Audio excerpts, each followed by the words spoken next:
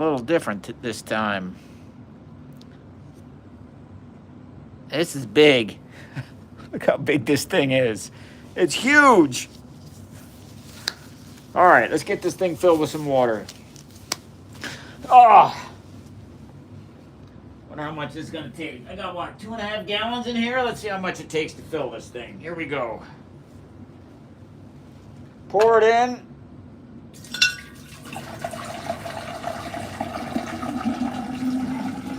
Keep going. Keep going. I'm gonna guess that this is about 1.5 gallons is my guess. I gotta get that stir bar back in orbit.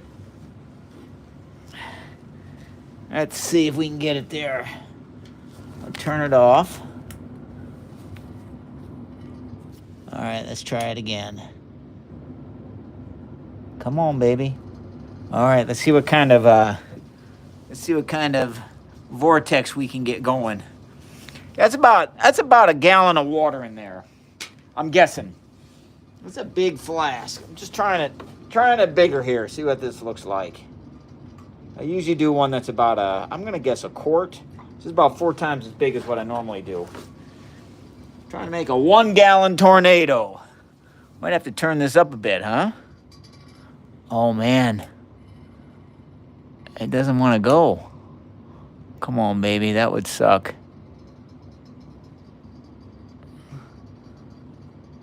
I'm just gonna keep it going there. Yeah, that's falling out of orbit. I wonder if a smaller one will work. Let's try a smaller one. We're gonna try a smaller stir bar just for the heck of it. See if I got a smaller one here somewhere. I do. This one, let's try this one. All right, we're gonna use a smaller stir bar, see if that works a little bit better. I think it might.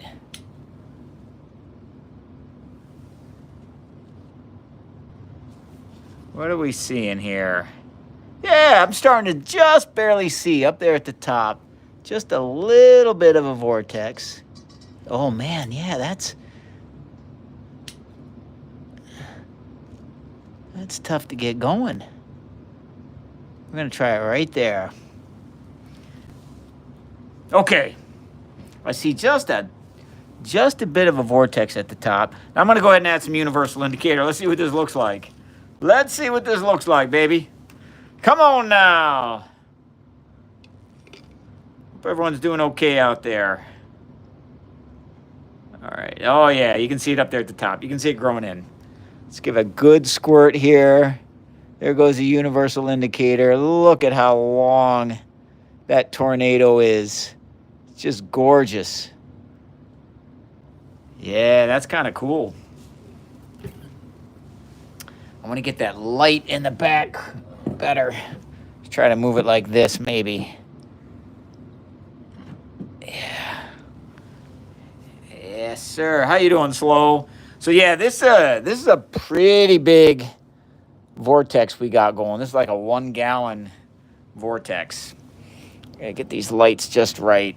I've not done this before, so you're gonna have to forgive me. There's a little bit of experimentation going on. Just the urge to put your hand in it to ruin the swirl. So Miguel, what we're doing is I've got a 1 gallon. It's at least 1 gallon. I guess I'll call it a flask on a magnetic stir bar. And so, you know, what you're looking at here, let me see. This is my hand. So this is a pretty big container here. We'll turn this off. There we go. See if we can get the lighting right. And we can really see the swirl is just going to last longer. Where did I learn this? So I used to do it. Well, I've done it before with like a quart size flask. This is 4 times as large. So I'm just playing around. I bought this big flask today to see what would happen if we just used a larger one. And yeah, you can see some the flow patterns last a little bit longer, don't they? June. So yeah, I've just messed around with this, and we're trying a bigger one tonight. What happens if you put something that floats in there? Well, I don't know. What could I put in there that floats? I don't know if I have anything down here that does float. We do need to try that, though. It's interesting here if you notice the material tends to stay in the center of the vortex, and that actually makes sense because just like the eye of a hurricane has a low pressure, the center of this vortex is low pressure, and material tends to stay in low pressure regions, right? That should make sense. Material moves, ooh, look at that. Material moves from high to low pressure. It looks like there's an oscillation pushing from the bottom back up. That was kind of cool. Can I do a different color? Thato, you just wait. You just wait. You just wait. You're going to see some different colors. All right. So what I've added is universal indicator. It's also known as rainbow indicator. It's an acid-base indicator, and it changes color depending upon pH. And I've used not purified water. What I've used here is water from my spigot, and that is, that's pH 7. So now what I'm going to do, so here's the different colors. Oh, here, let me get this light on so you can see those colors better. Excuse me a second. Let me get this light going so we can see these colors. Okay, so the acid-base indicator that I have, it's going to display these colors at different pH values. And so, it's green, and so it's neutral. Our pH is, pH 7. So now what I'm going to do is I'm going to add up here at the top, you can see me adding it, I'm going to add a drop of base. And you can see a violet color grow in. Look at that. Look at that. What the heck is going on, man? It's like pulsating. The camera's having trouble focusing on it, I'm noticing. Let's add another drop of base. See what happens here. Let's go like 2, 3. Let's see what happens there. I'm going to turn. There's a little bit of glare with this light, so I'm going to turn that off. It's gorgeous. It's really pretty. So, I've added base or alkali, and base is going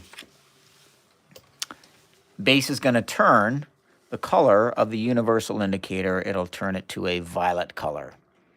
So yeah, so you can see up near the top, it's like pH 8. How you doing there, Henry? And down near the bottom, it's like pH 10.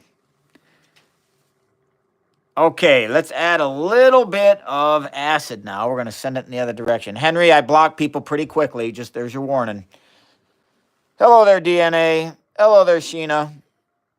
Yeah, I don't need spam. I don't need spam in the comments, Henry. So long, Henry. Hide user. Put this user in timeout for 24 hours. See you, Henry. All right. How you doing there, Zane? Yeah, look at that. That's really pretty. I think we need a bit more color. The color is a little bit too faint. Just a bit too faint. So we're gonna. No, I don't want to put you in timeout, Dale. Just hang out with us, man. Boy, look at those gorgeous flow patterns that are occurring. So this is a much bigger flask than I normally use. Yeah, because I just want to see if, using a larger flask. Hello, Vigil. Thank you there. And look at that, man. That is beautiful. Could I find an oil-based dye, Bryce? What a great idea. Yeah, I probably could, but the problem with using an oil-based dye is the mess. If you use water-based dyes, it's just easier to clean up. June, I'm not going to put 2 spinny things in there. That just it won't spin right. How you doing, Adiant? Okay, so let's add a little bit more acid here up at the top. So this is a much larger flask than I'm used to using, and I think the flow patterns that are developing are much more beautiful. God, look at that. 2 spinny things in there, they'd stick together down at the bottom. And they probably, with as large as this flask is, they probably wouldn't work real well. There's a pretty large piece of glass in between the stir bar and the magnet in the box, and so they're having a little bit of trouble. What's going on, AK? Which class are you in? Thank you there, Mr. E. 1100, 1140. What acid? Oh, great question, Peter. I am using hydrochloric acid, 20% by weight. For those who are not chemists, hydrochloric acid is also known as, it's the acid that's in your stomach. Adiant, best wishes today in your English exam. Great to hear, AK. Great to hear. I hope you're enjoying the class, and I hope you're doing well as well. I'm adding bass right now, up at the top. It's gorgeous. Man, that's really cool, y'all. It is really pretty. If you've seen the stream before, so long, Adiant. That's cool, Samantha. Yeah, if you've seen the stream before, I've used a smaller flask. You know, the flasks I used before are, let me show you. They're this size. So, you know, it's like a giant flask. And what I'm loving is like the patterns last for a while. I think I'm going to need to get a bigger magnetic stir bar. What's going on, Simon? We're using a much bigger flask today. Sure, Peter. What do you want me to say about ion? So it's aqueous hydrogen chloride. Exactly. So, you know, as I'm adding up here at the top, I'm now adding HCl, hydrochloric acid. And when I add it, it dissociates into chloride ions, individual chloride ions. And those aren't doing anything with the color.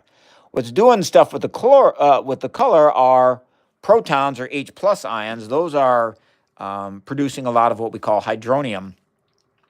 And the hydronium is interacting with the various dyes and causing their structures to change. And as their structures change, their colors change. Samantha, where are you headed? Where are you headed, Samantha? Samantha's leaving the country. Which country are you leaving and which country are you going to, Samantha?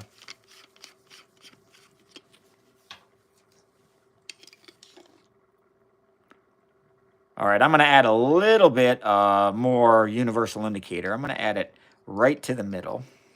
Here we go, right here in the middle. Oh, look at that gorgeous red color. Just so vibrant. So that tells you that there's quite a bit of acid in the center of the vortex. That is just beautiful. Man, is that pretty. And I think that's it. Man, that's just gorgeous. That was pretty, man. And you can see like some swirls up there at the top. It's really nice. Okay, I'm going to let's add like drops of base. I'm going to add them not to the center of the vortex. I'm going to add them out around the side here like this. Like that. And then we'll add, what's going on, Bald? And then let's add a bunch of acid right to the middle.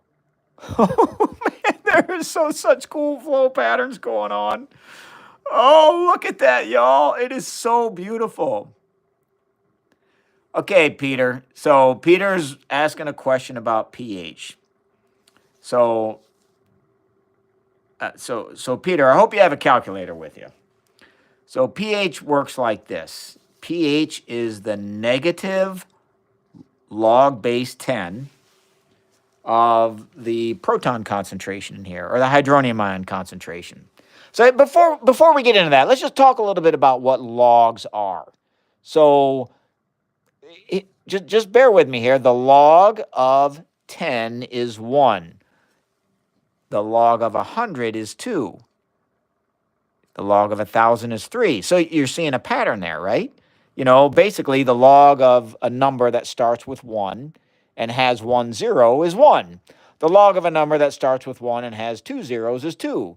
The log of a number that starts with 1 and has 3 zeros is 3. So, you know, the log of 1,000,000, what would the log of 1,000,000 be then? Let me hear it, Peter. What's going on, Phaser? What's going on, Eddie? What would the log of 1,000,000 be? Man, these are I'm very happy with this new. You got it, Peter. That's it. That's exactly it. So with pH, you know, the numbers we're going to deal with are going to be smaller than 1. So bear with me again here, Peter. So the log of 0.1, now I want you to think about this, the log of 0.1, that's going to be -1. The log of 0.01 is -2. And that's because in order to get 0.01, you have to take 1 and divide by 10 twice. The log of 0.001 is -3.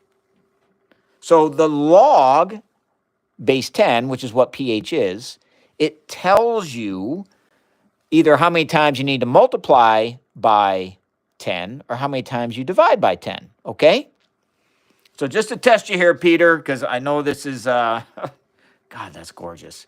I know this is getting a little rough here, but what would the log of 1/1,000,000th be? Hey, happy Valentine's Day, Piano Man. Thank you there, A-OK. So all we're doing here, Piano Man, is I have some universal indicator. It's also known as rainbow indicator in a 1-gallon flask. And then I'm either adding acid or base. You got it, Peter. You absolutely have it. Peter, you're on charge here, okay? You've got it. So, yeah, hold on a sec, Peter. We'll get back to it. So, yeah, so what I have in here is some universal indicator. It displays these different colors at different pH values. And so in this flask right now, I see some blue, some green, and some red. So there's some region here at pH 9, pH 7, and pH 3 all at the same time. And the way I get the different colors is just by adding acid, hydrochloric acid, same acid that's found in your stomach, and it goes. That's going to make it turn red. Or I'll add base to make it turn blue. And what's nice about it is the mixture doesn't homogenize immediately. And because of that, you get very gorgeous flow patterns of color. Sure I do, Phaser. All right, Peter, now you're going to hang with me here. So here's what goes on here. I'm going to have to get a piece of paper and do some writing. And we're talking about pH. We're getting technical here, folks. We are getting technical. So we're talking about pH. Oh, do I have a piece of paper? Oh, I'm going to need paper for this, Peter. I'm going to need some paper. So we're just going to use this. Okay. We'll use this. We'll use the back of this card. Okay. Oh, let's get some color going on, man. Let me get some color. Once it's homogenized, what color would it be? That's right, A-OK. Sorry to hear that, Samantha. Thank you there, Phaser. Yeah, so what color it depends on whether there's more acid or base present. Right now, I'm adding base. Bunch of base. Okay, Peter. So let's just say that I add 0.01 molar hydrochloric acid. All right, Peter, so let's say I add 0.01 molar hydrochloric acid to this flask. If I do that, hydrochloric acid is a strong acid, and it's going to dissociate into 0.01 molar H+ and 0.01 molar chloride ions. See there, Peter? That's what you're going to get, right? That's what's going to happen with a strong acid. We're going to get here. I'm going to add a bunch of, we're going to pretend that I'm going to add enough acid. Here we go. As I add acid, the concentration of protons in here are going to start increasing. And if I get it high enough, it's going to get to 0.01 molar HCl, which will dissociate into 0.01. How you doing there, Shark Bite? You got the highest on your science exam. Great to hear it, Shark Bite. I'm loving it. Hello there, Cot W. All right, Peter. So we're going to say we got it to 0.01 molar H+. All right? Now, since you understand logs, you will understand this. The pH of any solution is going to be the negative log of our H+ concentration. Well, you know what the log of this is, right, Peter? What is the log of 0.01? Come on, Peter, you got this. What's the log of 0.01? Ah, that's awesome to hear, Cot W. What is the log of 0.01? You got it, Peter. And so what is the negative of the log of 0.01? It's 2. It's 2. And so a solution that has a pH of 0.01 molar H plus is going to have a pH of 2. That's it. That's the way it works.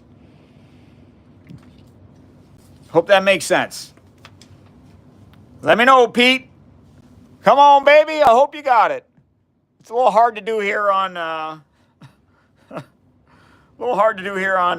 YouTube. Why is neutral 7? Come on, baby. Why is neutral 7? Let's talk about that. Great question. It is because this is why. You're making me use all my sheets of paper. That's all right.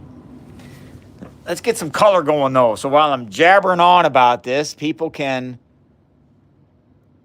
see some beautiful color changes. Okay. H2O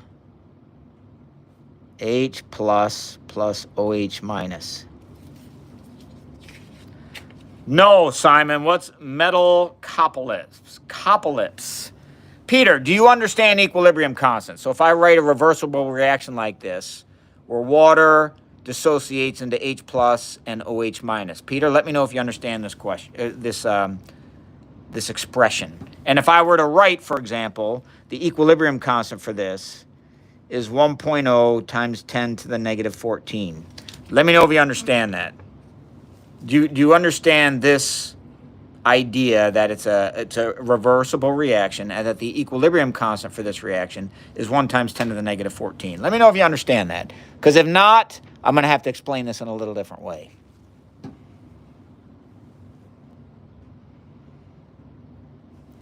Here we go. Let's add some acid.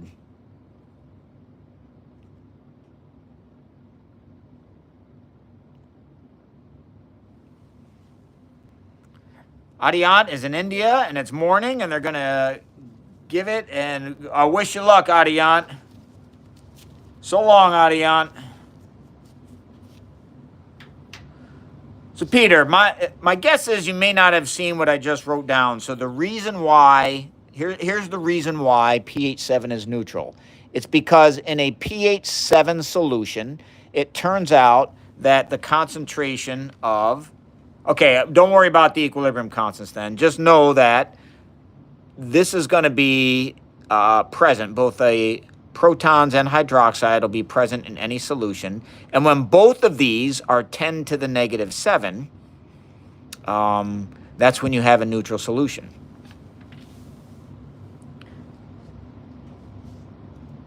Yes, I love Jurassic Park, Simon. This catalyst, this reaction, Audrey, how would this particular reaction be catalyzed? You mean the dissociation of water? That's a great question because I don't know. If you know how that reaction's catalyzed, please let us know in the comments. Boy, I'm really liking this. There's a much larger flask than we normally use. 7 is indeed half of 14.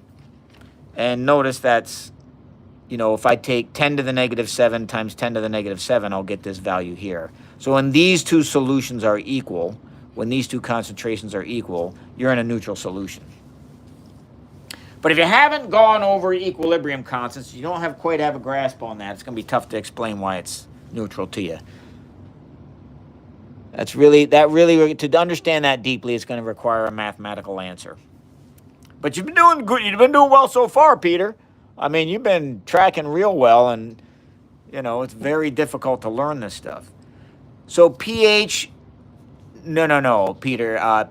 pH is relative to the proton concentration. And the deal is, Pete, here's the way it works. It has to be true at any time in any solution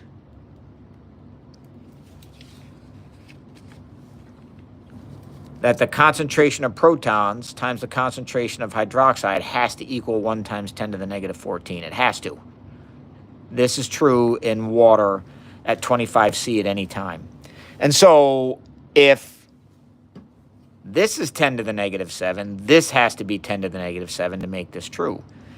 And the only way these two are equal, it'd be neutral, right? If both of these are equal, because this is the acid, this is the base. So if these are equal, they both have to be 10 to the negative 7. If this is 10 to the negative 6, this has got to be 10 to the negative 8, and then they're not equal. So that's the mathematical answer. I have one of those, Simon. I have one of those. I grind my teeth at night. Where does that 14 come from? That comes from the empirical fact, the empirical observation that in any solution, this one included, in any solution, when we measure both the proton concentration, it's tough to see here. When we measure the proton concentration and the hydroxide concentration, we multiply it together, that's the value we get. It's an empirical fact. So we use it. I'm sure at some point it could have a theoretical justification, but we're not getting into that, man. That we'd have to talk about. Oh, this is gorgeous going on. We'd have to talk about physical chemistry and partition functions and statistical mechanics, and we're not doing that. So yeah, thanks, Pete. Thanks for the questions.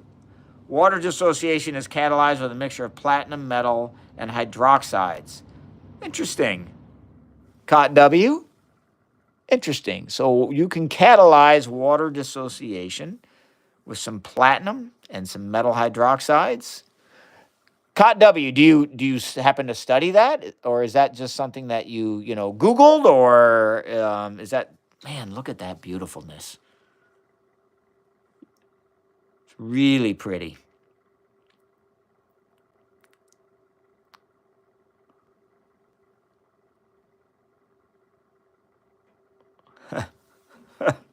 We're not. I can't do statistical mechanics on on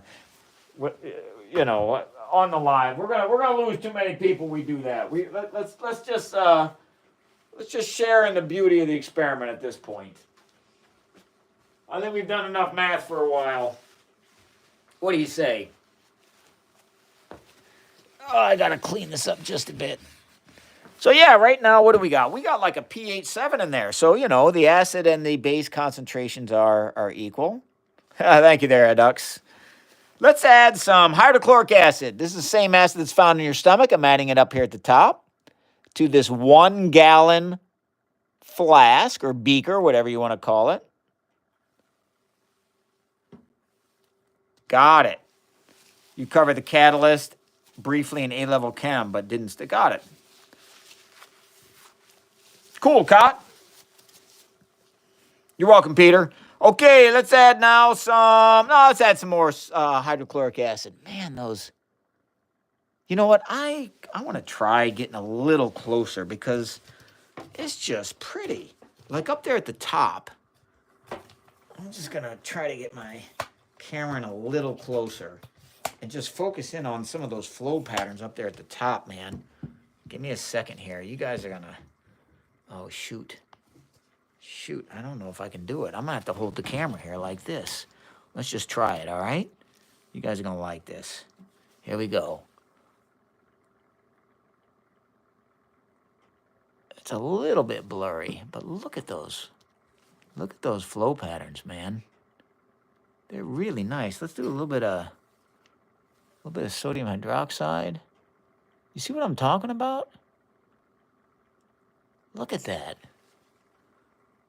I mean, you just, I'm going to turn off the glare too. Let's turn this off.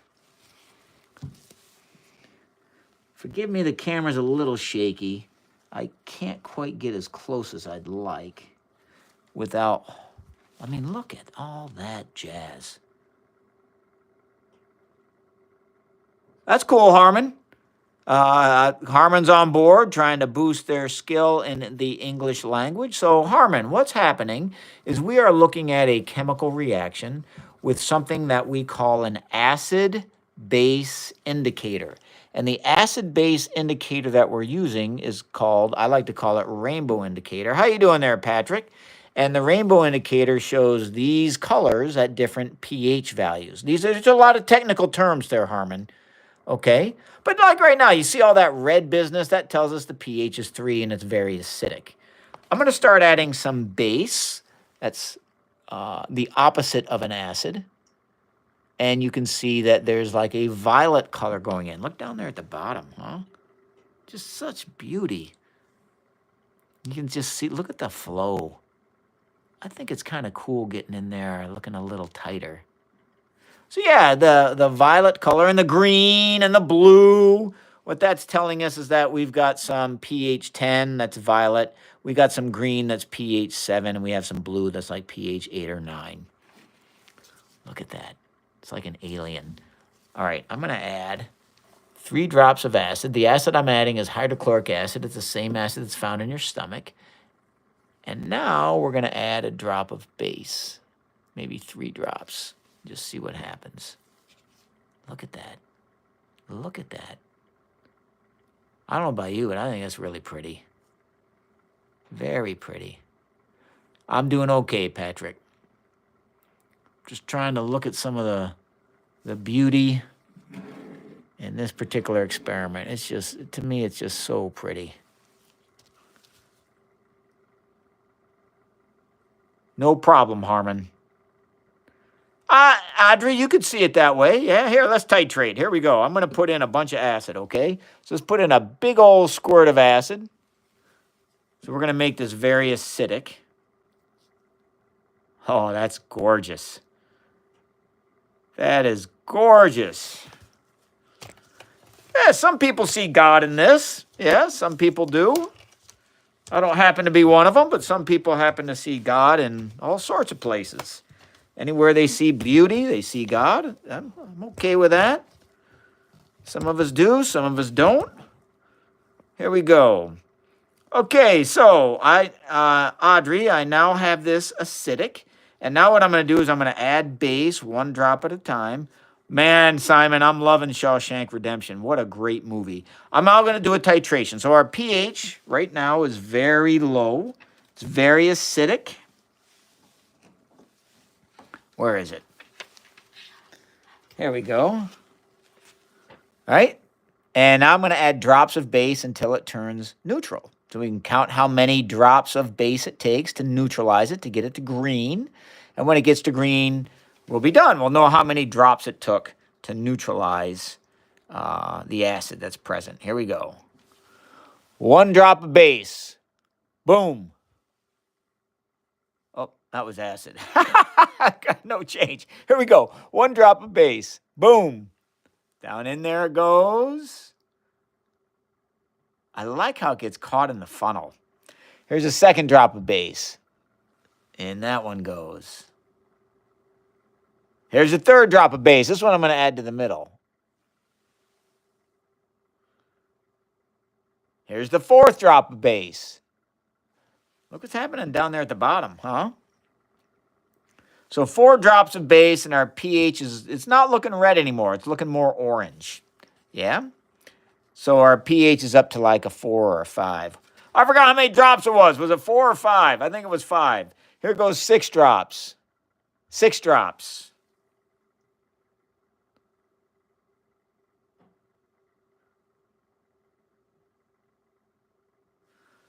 Seven drops. Oh, that's so pretty. Look at that.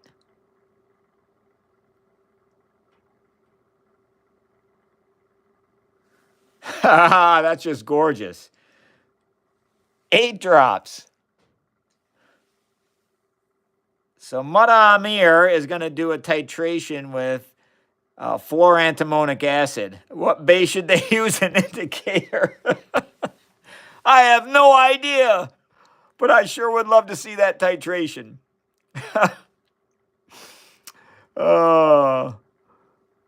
Oh, Snape's on board. Come on, baby, potions class. Come on, Sirius. So Adu asks, does the indicator react directly with the protons and with the hydroxide? Adu, great question. It does. So you should recognize that the indicator contains, and sorry, y'all, I forgot how many drops I've added. So the titration is busted. Look at that, though. So yeah, so here's the way I think of it. There's like 4 different dyes in the indicator, all right? Ado. And I'll just talk about one of them, but all 4 of them deal with this in the same way. So here's the way I like to think about it. There happens to be a particular, I agree there, Simon. There's a particular molecule in here called phenolphthalein. And phenolphthalein has a ring-shaped structure when it's attached to something we call a proton, H plus ion. So, and the ring is represented by this sort of circle in my hand. And when it's in this structure, it's colorless. It has no color at all. Looks like water, when it's dissolved in here. Now, when there's a lot of protons around, oh, nice, Hayden. Working on a battery with quartz.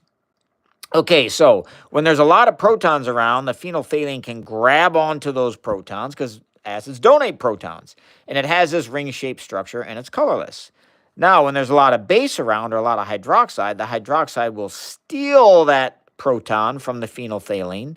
And when that happens, the phenolphthalein can no longer keep this ring-shaped structure. It goes boop, it pops open like that.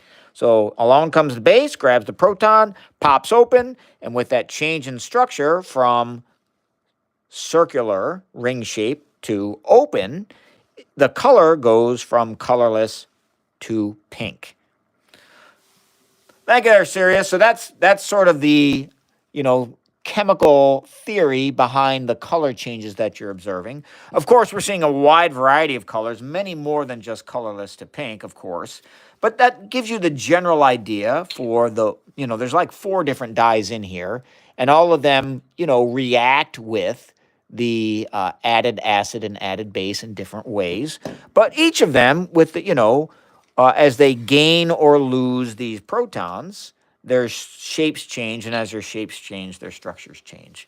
So that's the basic idea. Man, I am telling you what, folks, I am loving, I don't know about you, but these flow patterns are just mesmerizing to me. They are really gorgeous. I think I should get a bigger stir bar, but I'm liking what I'm seeing. I got to tell you, I think it's very, very pretty. Why isn't the vortex going to the bottom? So bubble, the reason why is that this is a 1-gallon flask. And if I turn this stir bar up much more, it's going to knock it out of orbit. So I'll try. Here we go. Down here, I'm going to turn up the speed real slow. The issue with this is that there's a very thick piece of glass on the bottom of this.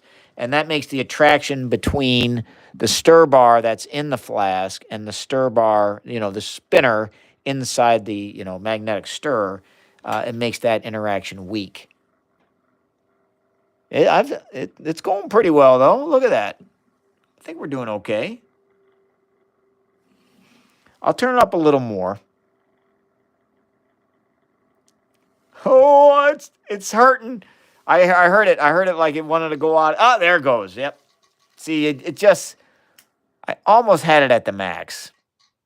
All right, we'll try it again. Got to just get it going. Right about there. That's the best I can do. That's it. I need to get a better stir bar is what I think I'm going to need to do. One that's got a much stronger magnet in it. Add sound frequency to manipulate the shape of the vortex. Fwenzy, how do you think I can do that, huh? Like, where would I put the where would I put the speaker? I'll put it up here at the top. Put it on the sides. Not sure what you think. And thanks for all those hearts there, folks. I appreciate those. Appreciate those. Yeah, this is pretty.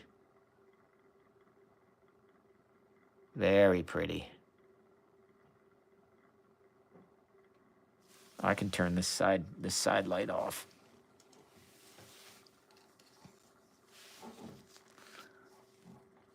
Where is it? Come on, man. Where's the controller for the side light? I don't know where it went. Down here. There it is. Yeah, that's right, I do. The vortex makes the solution homogeneous much more quickly if I can speed it up. Let's add a little bit more acid up here at the top. There's like 6 drops. Now I'm going to add a drop or two of base, which will make everything blue. And just watch what happens. Come on, man. Come on, man. That's just pretty. So pretty. Yeah. Sub base on the bottom. That'd be cool. The thing is, Fwenzy, it'd be tough to have both the speaker on the bottom and the magnetic stir. Thank you there, Fwenzy. Thank you there, Simon. It does, man. It just looks so cool. If you've done the live, if you've seen the live before, you can tell that this is the larger flask is producing some interesting flow patterns that we've not seen before. I think they're just larger and they persist longer, and they persist in a way that our brains can kind of, they're slow enough that we can kind of perceive the changes. I'm loving the suggestion, though, Fwenzy. I'm going to be thinking about how to pull something like that off.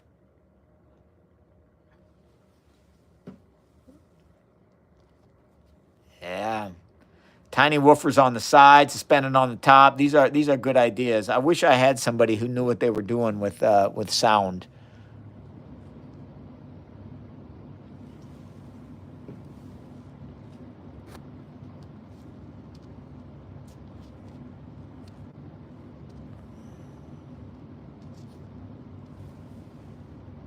I would too, Fwenzy.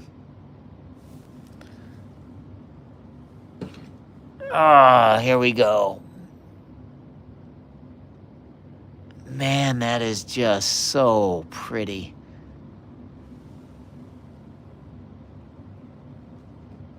Shark bite, me either. I mean, I have made a Rubens tube, if you know what that is. Do you by chance have copious amounts of sodium and potassium? Jason, do you mean elemental sodium and elemental potassium? All right, Bubble.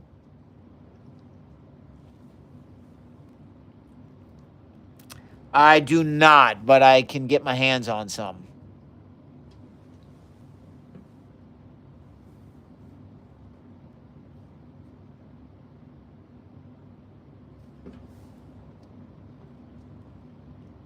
Hey, great to hear it, Bubble. Glad to have you on board. Thanks for hanging out with us today. Gallo, I think that's a Kunst tube. A Rubens tube, what you do is I have a video on this on my YouTube channel. You can check it out. It's one of my long form videos. I need to do a short form video on it. My YouTube channel is Tommy Technetium. I do, mostly I do shorts, but I do have some long form videos as well. Let me show you the channel name so you can check out the Rubens tube. It's also known as a flame tube. Yeah, I'd like to see that stuff too, Jason. Tommy Technetium, that's my YouTube channel. I'll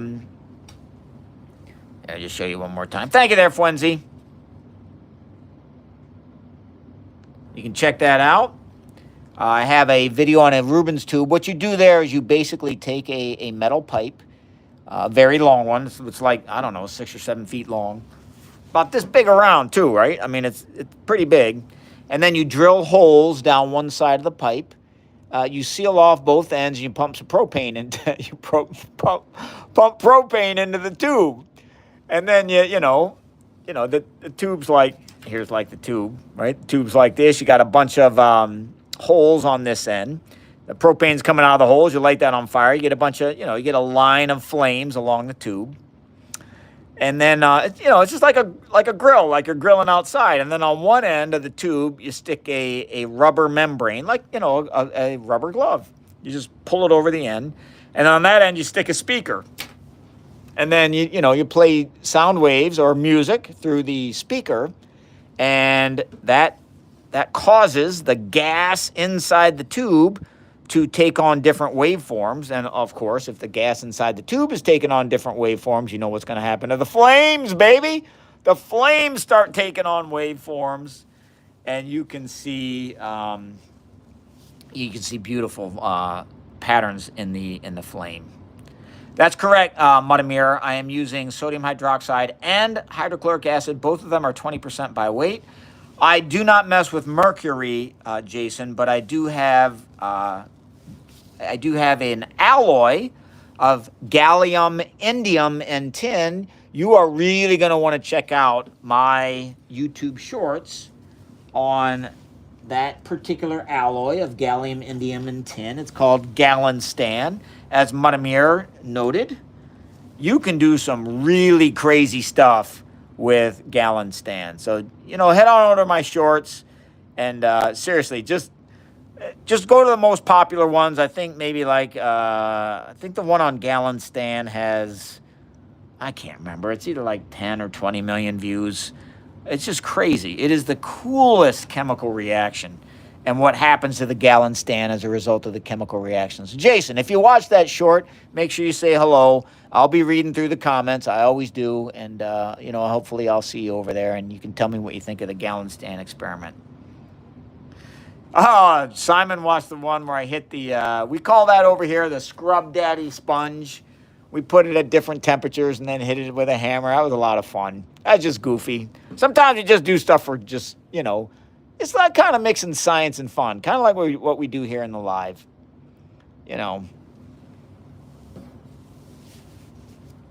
Thanks for checking that one out, Simon. Oh, if you've seen the live before and, you're kind of looking at this one, this is a larger flask. So, the flask I normally use is this size. It's tiny. I'm showing you here. I'm right behind. That's the size of the flask I normally use. So this one's a lot bigger. Let me know what you think. Let me know if you kind of like these flow patterns better. Can I make a spectrum visualizer of Rubens tube by replaying a sum of sines of the right amplitudes, asks Gallo. I imagine I have a frequency analyzer on my phone, and, it's, Gallo, I imagine it's just going to show the same frequency distribution that the music would show. It's nice to, thanks, Sharkbite. It's nice to see a chat not being inappropriate for a while. Yeah, I agree, Sharkbite. I'm able to go in and they allow us to put watchers in timeout, so I don't mess around. If I see people saying crap, I just put them in timeout right away. Liam, watch what happens when I turn it up. So this is a really large flask, and down here at the bottom, the glass is about this thick. And because of that, the distance between the stir bar and the magnetic stirrer and the actual stir bar is pretty far. And because of that, there's a weak magnetic interaction between the two. And when I turn up the speed, here we're going to watch it right down here. I'm turning up the speed. We're turning up just a bit. I'm going to hold right there. So I turned it up a bit.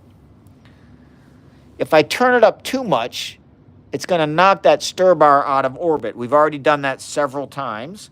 Liam, if you would like to see that, you let me know, and I will go ahead and turn it up and knock it out of orbit. But if you believe me and you're like, okay, that's cool, don't need to see it, you just, don't ask me to turn it up again. But I'm happy to turn it up again so you can see it if you wish. And it won't bother me. I love it when people don't believe me and they have to see it. They got to see the experiment for themselves. That's what science is all about. Come on, Liam. That's not what you're supposed to say. You're supposed to say, do it. That's what scientists do, right? They can't trust it. They got to see the data. Logan, what is this experiment called? What are you seeing? All right, Liam, here you go. Right down here, buddy. Here we go. I'm turning it up. I'm still turning it up. There it goes. Out of orbit. Hopefully you believe me now. So what's going on here? Great question. Let's talk about it here. So what I have in this flask is a lot of water, like a ton of water. And it's like 1.5 gallons. I also have some universal indicator. It's also known as rainbow indicator.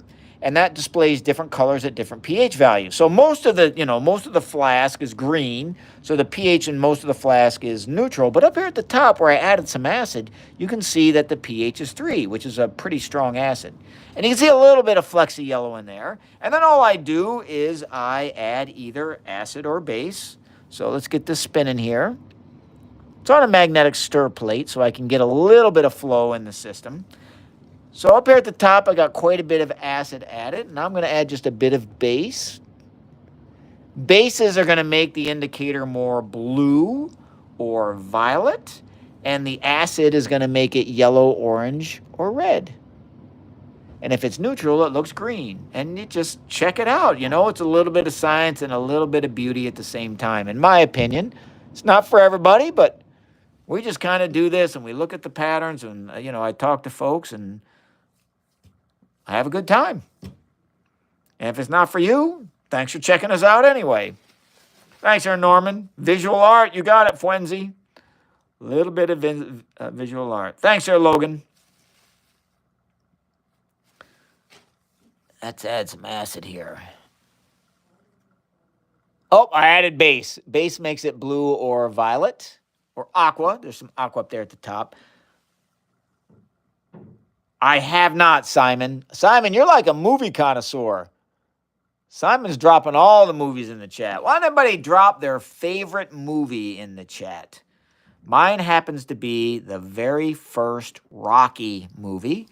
Came out in 1976. It won the Best Picture Academy Award that year. Imagine this at an EDM, turntablist instrument music festival. Dennis, I apologize. I don't know what EDM means. But yeah, I mean, it would be cool if you get this going to music. Have I done the one in the spinning fire? I have, Gallo, but I've not made a video of it. Fox and the Hound, shark bite.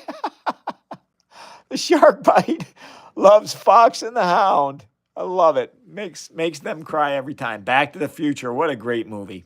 What a great movie.